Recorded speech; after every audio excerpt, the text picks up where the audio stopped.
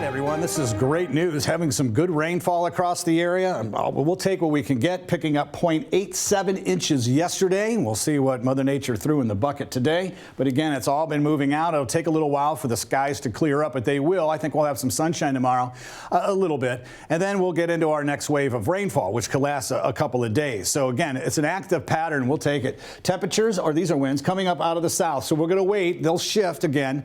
And when they do that, our temperatures will stay in the 70s. But tomorrow, I think we possibly will be above average. But you can see where we're down now.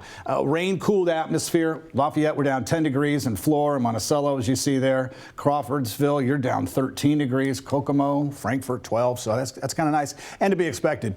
Dew points are higher because, obviously, the rain in the area. Now, look at the last 24 hours. There's some areas that didn't have anything in the last 24. But we've got some good amounts to the north, some to the south as well. When you look at the past 3 days, this is all great news, and you get into that darker green, some of this just out of the viewing area to our west, but again from just north of Winamac and Rochester. That's important because when we look at the soil moisture, this is a much better picture, don't you think?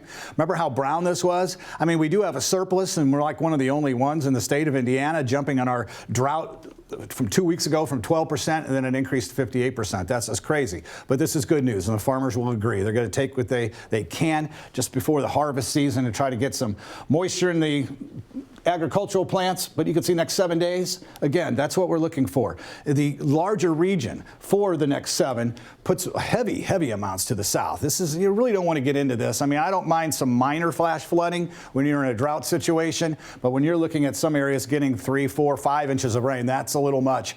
Again, large precipitation shield. The severe weather threat is to the east. It's on that front line of that. You can see it moving up to areas of northeast Ohio, back into northern Kentucky. Going to get some drier air moving in here, and that'll be good. So not a bad day tomorrow. We're in between systems, and then the next one starts to slide in. It's an area of low pressure that'll be pushing across the south of us. And as it spins counterclockwise, even though it's south of us, we'll get wraparound moisture with that as well. So it's a pretty strong system. And you can see here in the hour-by-hour forecast, if you want to make your plans accordingly, it's got 7 a.m., about 64 degrees. Look for patchy fog. It could be quite dense tomorrow. Be careful with school bus stops and things of that nature. Then we get into tomorrow around 11 p.m. Comes in across the region. It'll be heavy at times. Could hear the clap of thunder. And when you look at the next 7 days, fog is an issue tomorrow. But notice the temperature of 81, okay? That's not, our average is 76 degrees. So we're staying above average until we get into Wednesday and Thursday when the rain shield will be more pronounced and it'll be more widespread. But look at the weekend. We're going to have sunny skies. Nice.